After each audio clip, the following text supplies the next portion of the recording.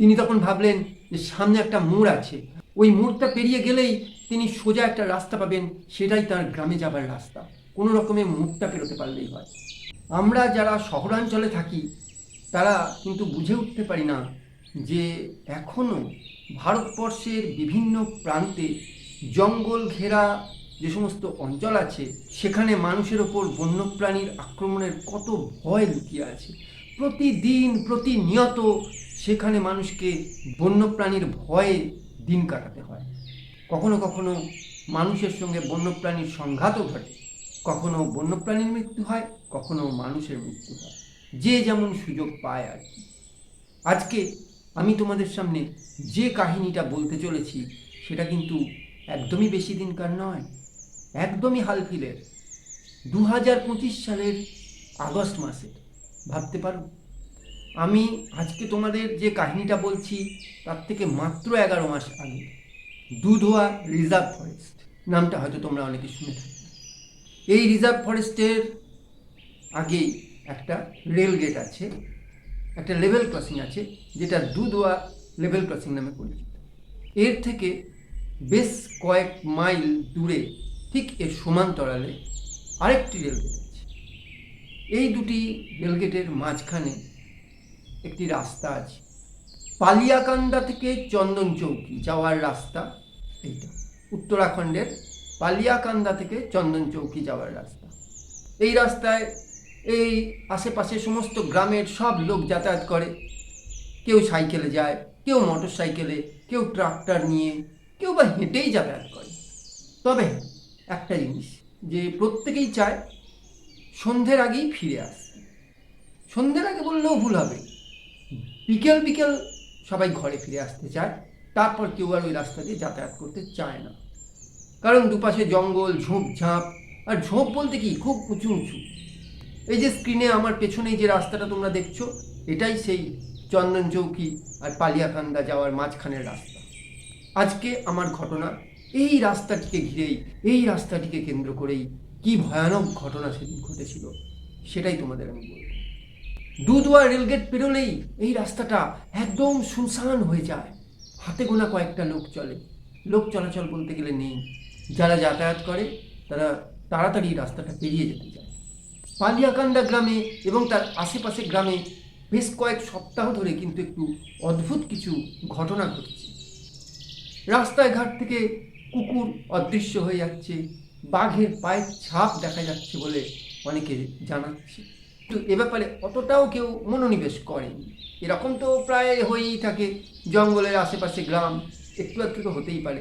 আর চিতাবাঘও ওখানে আছে কিছু, নেই তা নয়। তারা মাঝে মাঝে কুকুর টুকুর নিয়ে চলে যায়, লোকের গা সওয়া এগুলো যাকে বলে।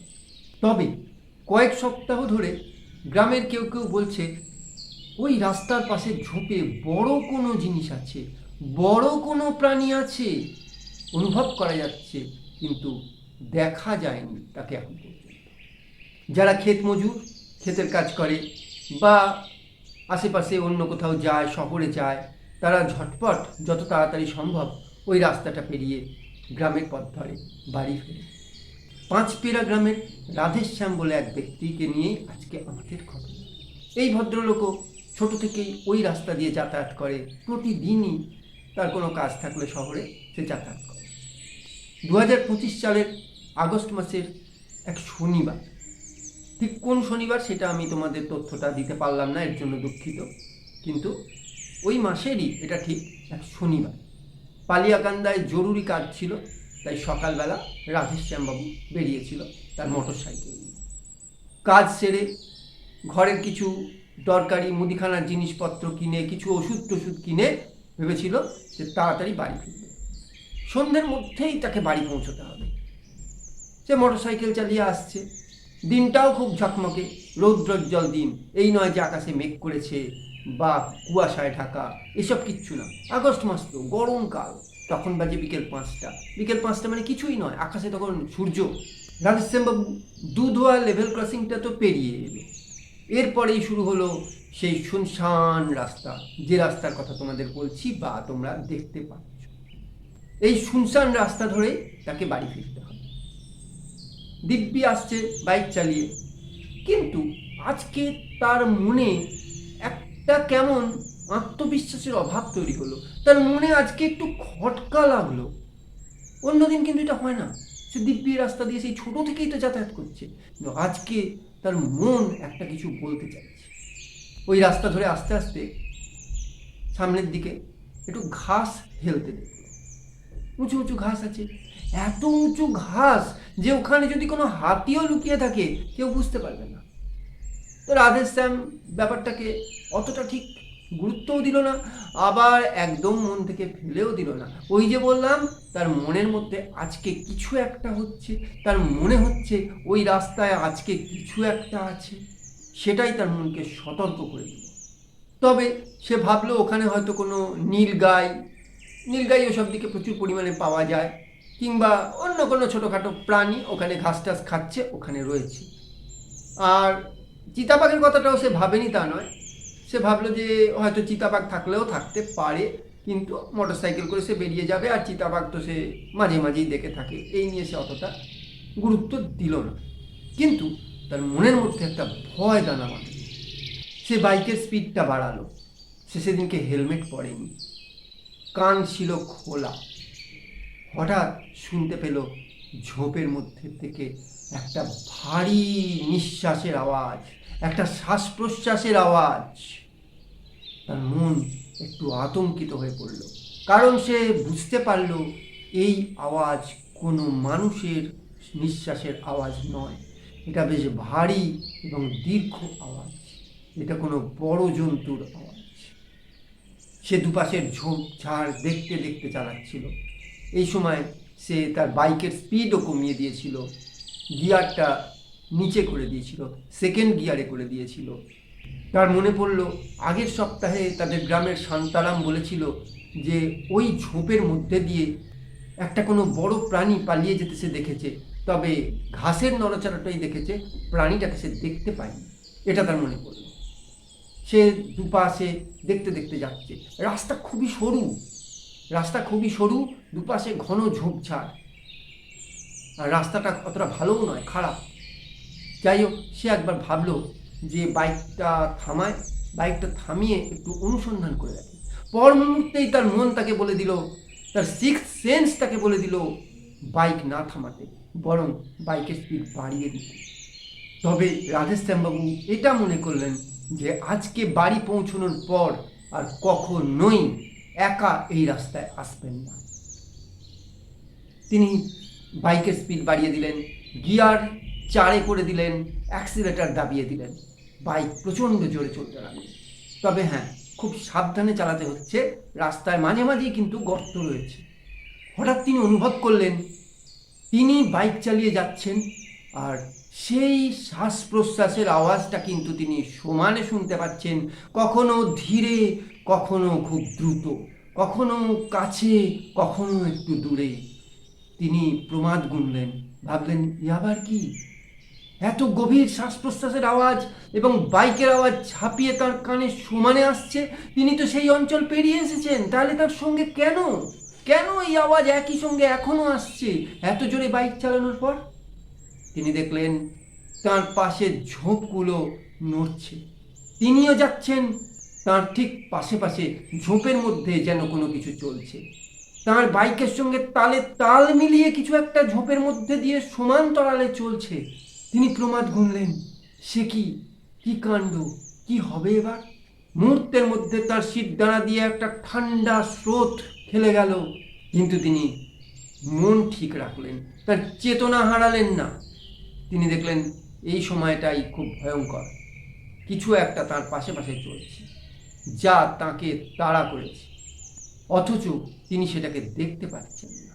কি ভয়ানক পরিস্থিতি, তোমরা একটু ভাবো। এমন সময় তিনি বাঁ দিকে একটুখানি চোখ রেখেই ঝোপের ভেতরে দেখলেন দুটো হলুদ কালো ডোরা কাটা পা। তাঁর তো তখন হয়ে গেছে, বাঘ, বড় বাঘ, রয়্যাল বেঙ্গল টাইগার তাঁর পিছু নিয়েছে। সে তো তিনি স্বপ্নেও ভাবতে পারেননি, জীবনেও ভাবতে পারেননি যে ওই জঙ্গলে, এই শুনশান রাস্তায় এক ভয়ঙ্কর বাঘ তার পিছু নেবে। বাঘের পক্ষে মোটরসাইকেল আরোহীদের আক্রমণ করা এবং তাকে ধরে মেরে ফেলা এ তো নিত্যদিনকার ঘটনা। বিভিন্ন রিজার্ভ ফরেস্টে এই ঘটনা প্রায়ই ঘটে। মোটরসাইকেল আরোহীরা বাঘের অত্যন্ত সফট টার্গেট, তারা অনায়াসে তাকে ধরে ফেলে। তিনি তখন ভাবলেন যে সামনে একটা মোড় আছে, ওই মোড়টা পেরিয়ে গেলেই তিনি সোজা একটা রাস্তা পাবেন, সেটাই তার গ্রামে যাবার রাস্তা। কোনো রকমে মোড়টা পেরোতে পারলেই হয়। অন্যদিন ওই মোড়টায় এসেই সমস্ত বিপদ যেন কেটে যায়, স্বস্তির নিঃশ্বাস ফেলেন তিনি।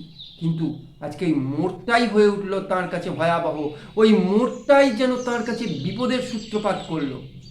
তিনি দেখলেন ওই মোড়ের কাছেই একটু গতি কমাতে হবে আর বাঘটা তার উপর ঝাঁপিয়ে পড়বে। বাঘটা শুধুমাত্র সুযোগের অপেক্ষায় আছে, ঠিক সুযোগ পেলেই তার উপর ঝাঁপিয়ে পড়বে। যেহেতু তিনি স্পিডে বাইক চালাচ্ছেন, ওই জন্য এখনো ঠিক পেরে ওঠেনি।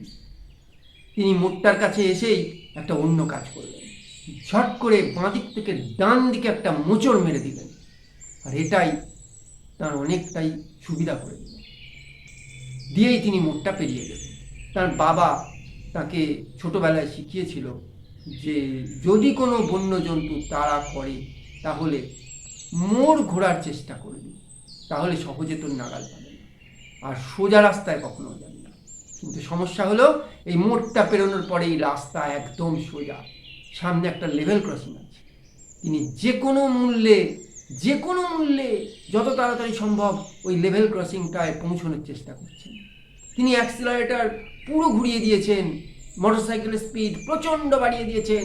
মোটরসাইকেল এখন 70 থেকে 80 কিলোমিটার ঘন্টায় চলছে। তবে তাকে সাবধানে থাকতে হচ্ছে, রাস্তা অতটা ভালো না, কোথাও যদি খানাখন্দে গর্তে পড়ে যায় এবং উল্টে যায় তাহলেই তো সব শেষ, আর তার কিচ্ছু করার থাকবে না। বিড়ালে যেমন ইঁদুর ধরে, তাকে সেরকম ধরে নিয়ে চলে যাবে। তিনি যতদূর চোখ যায় সামনের দিকে তাকিয়ে দেখছেন একটা মানুষ, এমনকি একটা গাড়িও উল্টো দিক থেকে আসছে না। একদম শুনশান রাস্তা। পেছনের দিকে তিনি তাকাতে সাহস পাচ্ছেন না। তবুও এক সময় একবার তার লুকিং গ্লাসে তাকালেন, যা দেখলেন তার হৃৎপিণ্ড বন্ধ হয়ে যাওয়ার জোগাড়। তার মোটরসাইকেল থেকে ঠিক 10 গজ দূরে একটা প্রকাণ্ড বাঘ, রয়্যাল বেঙ্গল টাইগার, তার পিছু নিয়েছে।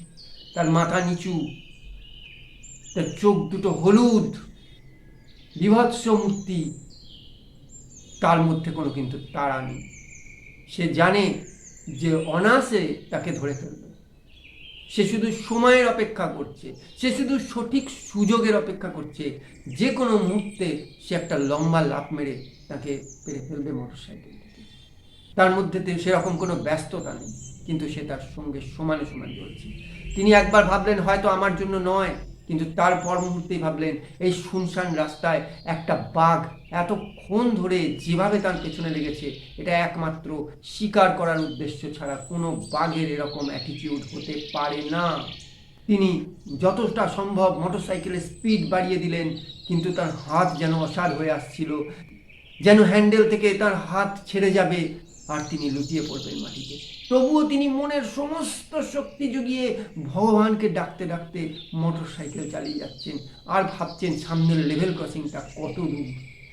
লেভেল ক্রসিংটায় পৌঁছতে পারলে তবেই যেন তিনি স্বস্তির নিঃশ্বাস ফেলবেন। তিনি সেদিন আর বাড়ি পৌঁছানোর আশা ছেড়ে দিয়েছেন। তার মনে পড়ল তার মা বাবার মুখ, তার স্ত্রীর মুখ, ছোট ছোট সন্তানদের মুখ, গ্রামের লোকেদের মুখ। আর মনে হয় তাদের সঙ্গে তাঁর দেখা হবে না। এই শুনশান রাস্তায় শুধুমাত্র দুটি প্রাণী, একজন জীবন বাঁচাতে প্রাণপণ মোটরসাইকেল চালাচ্ছে, আর একজন তার পেছনে প্রাণপণ ধাওয়া করছে সেই জীবন কেড়ে নিতে। এখন বাঘ আরও কাছে, আর 10 ফুট ব্যবধানও নেই, যে কোনো মুহূর্তে তাকে ধরে ফেলবে। তিনি সামনে লেভেল ক্রসিং দেখতে পেলেন। লেভেল ক্রসিং এর দিকে তাকিয়ে দেখলেন 5-6 জন লোক সেখানে বসে আছে।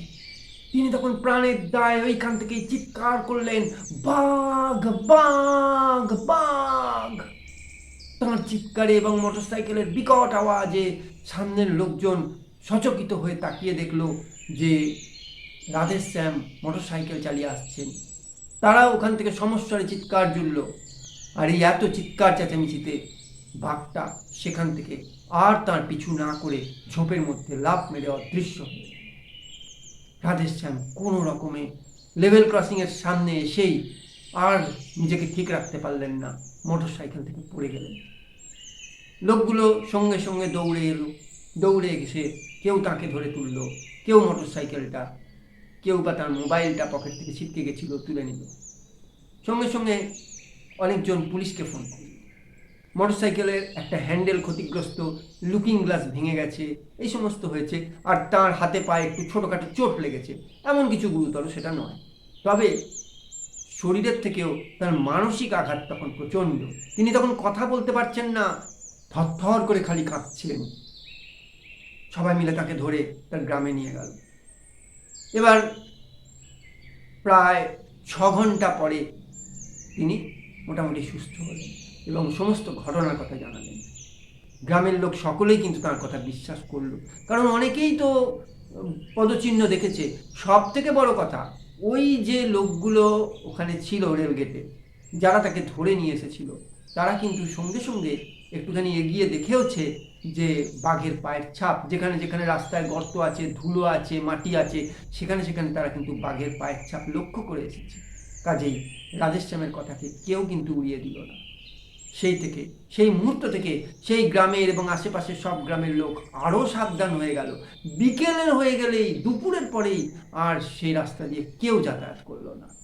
আর যদি বা যাতায়াত করত, বেশ কয়েকজন মিলে হাতে লাঠি সোঁটা বা কোনো অস্ত্র নিয়ে। কিন্তু এভাবে তো দীর্ঘদিন চলতে পারে না। গ্রামের লোকজন বন বিভাগকে খবর দিল যে অবিলম্বে ওই রাস্তার দুপাশের বড় বড় ঝোপ কেটে দিতে, তা না হলে যে কোনো দিন বড়সড় দুর্ঘটনার শিকার হবে গ্রামের যে কেউ লোক। আর একটা জিনিস আছেই, যতক্ষণ না কোনো একটা দুর্ঘটনা ঘটছে বন বিভাগ তাতে পাত্তা দেয় না। তবে গ্রামের লোক বন বিভাগকে জানালো, তারা যদি ব্যবস্থা না নেয় তবে গ্রামের সকলে মিলেই ওই ঝোপঝাড়ে আগুন লাগিয়ে দেবে, যে ঘাসগুলোকে সব নষ্ট করে জায়গা ফাঁকা করে দেবে। তাহলে দেখা গেল শুধুমাত্র নিজের বুদ্ধির জোরে, প্রচণ্ড সাহসিকতায়, প্রচণ্ড বিপদেও নিজের বুদ্ধিহীন হয়ে না পড়ে, চেতনা না হারিয়ে এবং সেই সঙ্গে ভাগ্যের অশেষ জোরে এ যাত্রায় রক্ষা পেয়ে গেলেন রাধেশ্যামবাবু এক ভয়ঙ্কর মানুষ খেকো বাঘের শিকার হতে হতে।